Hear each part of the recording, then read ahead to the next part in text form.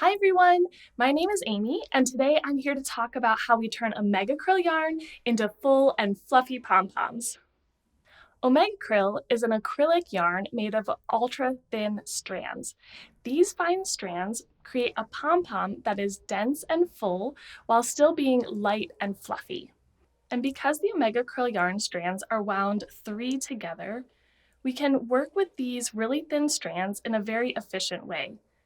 You'll notice 3 strands are coming out from the center, and then 3 strands will be wrapped around the outside of your OmegaCryl skein. If we take all 6 of these together, we can go ahead and use all 6 to wind our pom-pom.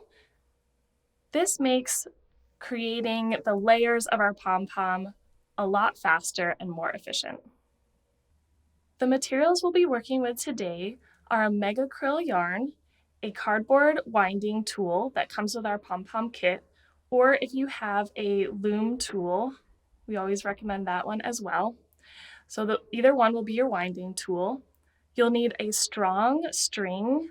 I like to use a raw cotton, maybe a butcher's twine if you have that. I have a pair of sharp scissors, a trim guide. This circle trim guide is the same diameter as our winding tool, and then a bowl to catch our pom-pom trimmings. I also like to use a bowl to hold my yarn. To begin, I cut a 12-inch piece of my strong string, and I want to get that into my winding tool. So I'm just finding the center point of the string, and I am putting it into the center of our winding tool. So it's going to hang, can kind of even up the ends at the bottom, and then it's just going to be positioned in the tool. If you're using the loom tool, I mentioned that as well, you can just tuck it into these notches at the bottom, and that will help hold it. I want you to take your OmegaCryl yarn and find that outer strand. So the outer is going to be 3 strands. And then coming from the center of your OmegaCryl skein is going to be 3 strands as well. So we're going to use all 6 strands together, and this is just going to help our winding be way more efficient.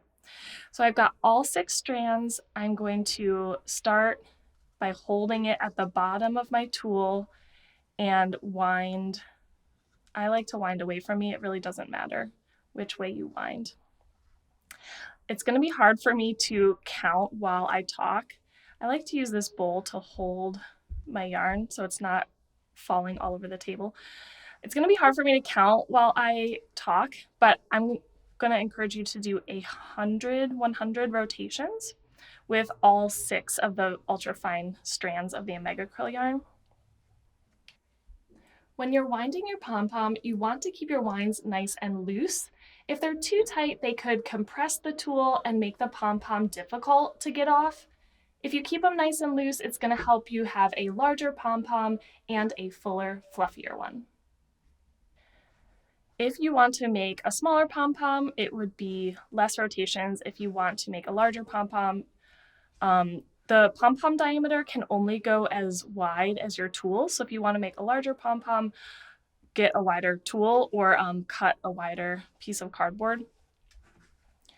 And then the amount of rotations will help with the density. So if you make your first pom-pom and you want your second one to be more dense, wind more times. If you like it, keep it. If you're like, I want to see what it looks like to do less rotations, it's one of the first things that you can play around with when you're exploring creating pom-poms, is how many times you wind the yarn around. So I encourage you to do 100 rotations. I have no idea how many I have done, so I'm just going to call it good. You'll also notice that I've been winding it over top of each other. It can kind of travel all along the tool, and then you'll kind of have a lot of bulk in the center as well. Okay, after you wind 100 times, I'm going to cut off from my yarn skein. Set that aside. And we are going to tie, the reason why we positioned this rope here is now we have it coming out from both sides, and we want to take one around, if you want to say that was the back of our winding, and then this one will be positioned to be at the top. We're going to give it a tight tie around the center. You can start just like you're tying your shoes, but to lock this in, you can take the string that you just wound and you can wind it around again. This is called a surgeon's knot. So I have a double wind of my tie cord, and a surgeon's knot helps to keep the knot tight. If we pull, because we're going to be pulling really tight, it's going to kind of lock on itself a little bit better than if you just wound your tie string once. And so you can see it can pull pretty tight, and then you can go ahead and you can lock it in. I just do it with a regular tie. So you're going to wind your tie string around once and then lock it in with that second tie. I go ahead and trim my tie strings. Right now I leave about maybe a 1/4 inch, and then we can use our trimmings basket to start our leftovers. Okay, we've got this tied in the center really tightly. If you are having a hard time tying it tightly on your tool, you can always gently pull it off of your tool and then tie it after the fact. So you can see I'm just working it back and forth to get it all pulled off of my tool. Just going gentle so that it doesn't get snagged. And then we're left with a tie around the center of all of our wraps. What we want to do is we want to take our scissors and we want to open up all of these loops. My scissors are really long, so I'm going to be able to get inside a lot of loops. So I'm going to position it as far inside all of the loops as possible, and then I'm going to snip. This is another reason why having strong scissors or sharp scissors and strong scissors is really helpful. You'll notice I cut some of my loops apart, and then you'll see another row of loops in the bottom. So I'm just going to keep sending my scissors underneath all the loops I can find and cutting them open. Now I did the one side, I'm going to rotate and again stick my scissors in and cut as many as I can. Keep on going around, finding as many loops to cut open as possible. Okay, so that's looking pretty good. What we're left with is kind of this really fluffy, fringy looking thing. The reason why we have our trim guide is to help make it a circular pom-pom. When I place the guide on top of the pom-pom, I want to center it as much as possible. And then when I trim, I'm going to start by leaving a tiny bit of space around. I don't like to trim all the way up to the edge to begin. So I just go around kind of cutting off, holding it, trying not to let it adjust.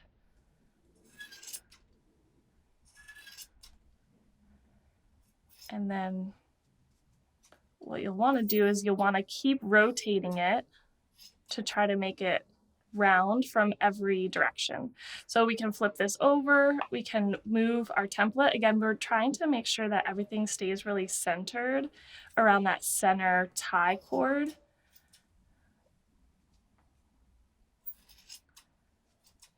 And trimming a pom-pom you can do forever, so just do a little bit at a time and kind of check your work. My favorite thing to do is putting it in my hands, kind of like a cage. If you open up your fingers and make like a little cage, and then you just like shake it here to make it fluffy, so you can see how it's already coming out. If you find that you have kind of like a football shape, again, you're just gonna put your trim guide on there and help it trim off the sides. I have one here that I did before that looks very football. So again, you would just stick your trim guide on there and cut off the two edges. And that's it. You would keep fluffing and trimming if different areas are bothering you. And then you have another pom pom.